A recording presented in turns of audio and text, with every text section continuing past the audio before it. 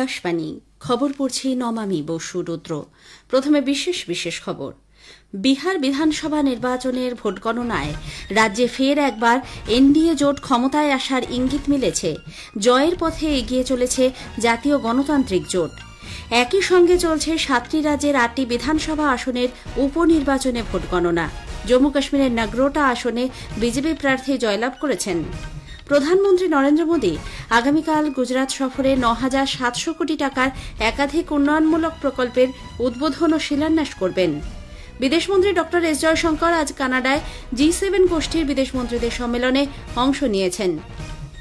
নানা অনুষ্ঠানের মধ্যে দিয়ে দেশের প্রথম প্রধানমন্ত্রী পণ্ডিত জওহরলাল নেহরুর জন্মদিনটি আজ শিশু দিবস হিসেবে উদযাপিত হচ্ছে। ভারতীয় ডাক বিভাগের পক্ষ থেকে 10ম রাজ্য স্তরের ডাক টিকিট প্রদর্শনী বঙ্গপেক্স 2025 কলকাতায় আজ শুরু হয়েছে। কলকাতার ইডেন গার্ডেন্সে ভারতের বিরুদ্ধে প্রথম ক্রিকেট টেস্টে দক্ষিণ আফ্রিকা টসে জিতে প্রথমে ব্যাট করছে। আসছে বিস্তারিত খবরে। বিহার বিধানসভা নির্বাচনের ভোট গণনায় রাজ্যে ফের একবার এনডিএ জোট ক্ষমতায় আসার ইঙ্গিত মিলেছে। বিপুল সংখ্যাগরিষ্ঠতা নিয়ে জয়ের পথে এগিয়ে চলেছে জাতীয় গণতান্ত্রিক জোট। এখনও পর্যন্ত তারা এগিয়ে আছে 180টি আসনে। এর মধ্যে বিজেপি এগিয়ে আছে 90টি আসনে, জেডিইউ 81টি আসনে এগিয়ে। এদিকে বিরোধী মহাজোট মুখ থুবড়ে পড়েছে।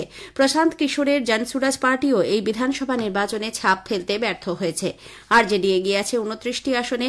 রামবিলাস পাসওয়ানের লোক জনশক্তি পার্টি 20টি আসনে এগিয়ে। এছাড়াও কংগ্রেস 5, হিন্দুস্তান আওয়াম মোর্চা সেকুলার হ্যামস 3, সিপিআইএমএল 4, রাষ্ট্রীয় লোক মোর্চা 4, এআইএমআইএম 5 এবং বহুজন সমাজ পার্টি 1টি আসনে এগিয়ে আছে। উল্লেখযোগ্য প্রার্থীদের মধ্যে 2 উপমুখ্যমন্ত্রী বিজেপি প্রার্থী বিজয় কুমার সিনহা এবং সম্রাট চৌধুরী এগিয়ে আছেন। এছাড়াও গয়া টাউন থেকে ড প্রেম কুমার এগিয়ে আছেন। রাঘবপুরে মহাজোটের মুখ্যমন্ত্রী পদপ্রার্থী আরজেডি তেজস্বী প্রসাদ যাদবকে পিছনে ফেলে এগিয়ে গেছেন বিজেপি প্রার্থী সতীশ কুমার। ইতিমধ্যেই জেডিইউ সমর্থকরা পাটনায় দলীয় দপ্তরের সামনে উৎসবে মেতেছেন। চলছে মিষ্টিমুখ, আবির খেলা। উল্লেখ্য, কঠোর নিরাপত্তার মধ্যে দিয়ে রাজ্যে 243টি বিধানসভা আসনে আজ সকাল 8টায় শুরু হয় গণনা। রিটার্নিং অফিসার এবং গণনা পর্যবেক্ষকরা বিভিন্ন রাজনৈতিক দলের প্রার্থী ও তাদের এজেন্টদের উপস্থিতিতে গণনা প্রক্রিয়ার ওপর নজর রাখছেন। স্বচ্ছতার সঙ্গে ভোট গণনার জন্য নিয়োগ করা হয়েছে 18,000-এর বেশি কাউন্টিং এজেন্টকে। আগেই জানানো হয়েছে, গত 6 ও 11 নভেম্বর রাজ্যে 2 দফার ভোটে রেকর্ড 67.13% ভোট পড়েছে।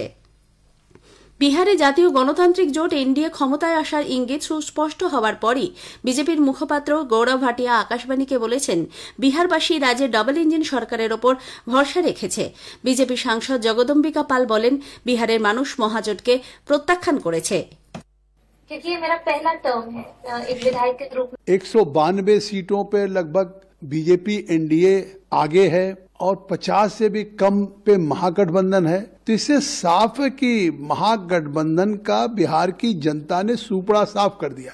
तो एक तरह से बिहार एक ऐसी धरती है जो क्रांति की धरती रही आजादी की लड़ाई से, उसने उस वंशवाद के उस गठबंधन को भी पूरे देश के सामने नकार दिया है। অপর মুখপাত্র মনোজ যাদব বলেছেন, ভোটের গতি প্রকৃতি দেখে সকালেই চূড়ান্ত ফলাফল বোঝা গেছে। অন্যদিকে আলীনগর আসন থেকে এগিয়ে থাকা বিজেপি প্রার্থী মৈথিলী ঠাকুর বলেছেন, আজকের দিনটি তাঁর কাছে মানুষকে সেবা করার সুযোগ এনে দেবে।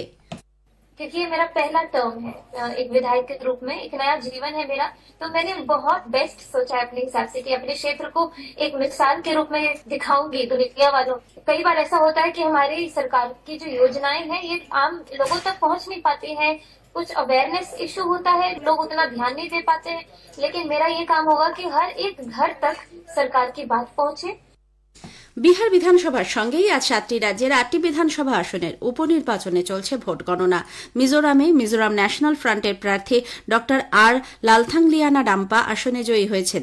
তিনি তার নিকটতম প্রতিদ্বন্দ্বী এবং জোরাম পিপলস মুভমেন্টের প্রার্থী ভানলাল সাইলোভাকে 562 ভোটের ব্যবধানে পরাজিত করেছেন। জম্মু কাশ্মীরের নাগরোটা আসনে বিজেপি প্রার্থী দেবযানী রানা জয়লাভ করেছেন। 24,600-র বেশি ভোটে পরাজিত করেছেন তার নিকটতম প্রতিদ্বন্দ্বী ন্যাশনাল প্যান্থারাস পার্টির হর্ষদেব সিং।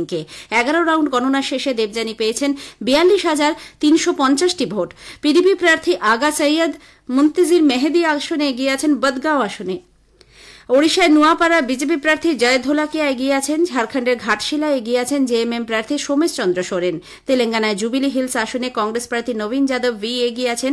কংগ্রেস প্রার্থী প্রমোদ জৈন ভায়া রাজস্থানের আন্তায় এগিয়ে রয়েছেন। পাঞ্জাবের তরণ তারণে এগিয়ে আছেন আম আদমি পার্টির প্রার্থী হরমিত সিং সান্ধু। ভোটার তালিকায় নিবিড় সংশোধনীর কাজ চলাকালীন নির্বাচন কমিশন পশ্চিমবঙ্গে আগামী বছরে বিধানসভা ভোটের প্রস্তুতি শুরু করে দিয়েছে। এ সংক্রান্ত প্রস্তুতি খতিয়ে দেখতে কমিশনের প্রতিনিধিরা আগামী সপ্তাহে ফের পশ্চিমবঙ্গ আসছেন। 44তম ভারত আন্তর্জাতিক বাণিজ্য মেলা IITF আজ নতুন দিল্লির ভারত মণ্ডপমে শুরু হচ্ছে। 14 দিনের এই আন্তর্জাতিক G7 গোষ্ঠীর বিদেশমন্ত্রীদের সম্মেলনে অংশ নিয়েছেন। একাধিক দেশের বিদেশমন্ত্রীদের সঙ্গে সাক্ষাৎ করেন তিনি। আয়োজক কানাডা ভারতকে ওই সম্মেলনে অংশ নিতে আমন্ত্রণ জানিয়েছে। শ্রী জয়শঙ্কর কানাডার বিদেশমন্ত্রী অনিতা আনন্দের সঙ্গে সাক্ষাৎ করেছেন।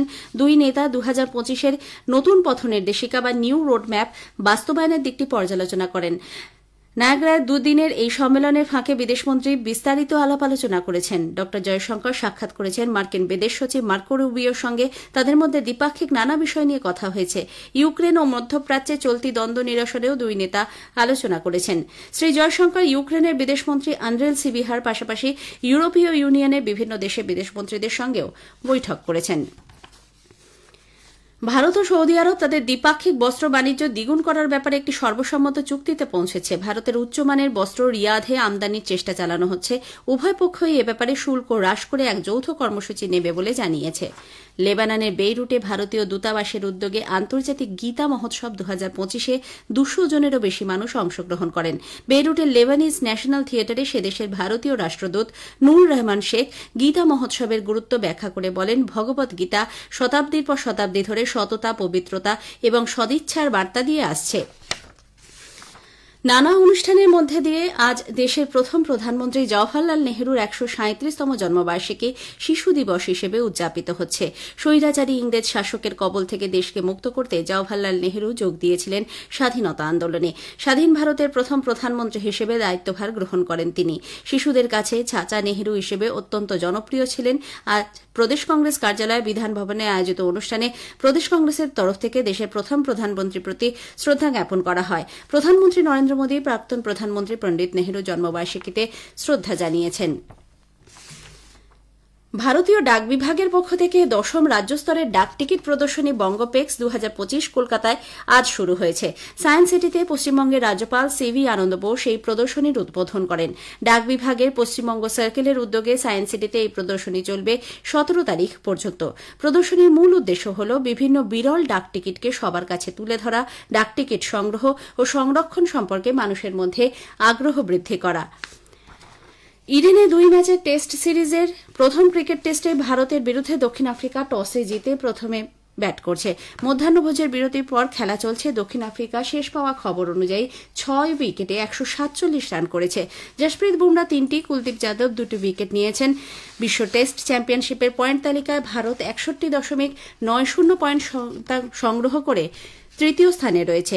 50 পয়েন্ট শতাংশ নিয়ে দক্ষিণ আফ্রিকা রয়েছে পঞ্চম স্থানে। শেষ করার আগে খবরের বিশেষ কিছু অংশ আরও একবার। বিহার বিধানসভা নির্বাচনের ভোট গণনায় রাজ্যে ফের একবার এনডিএ জোট ক্ষমতায় আসার ইঙ্গিত মিলেছে।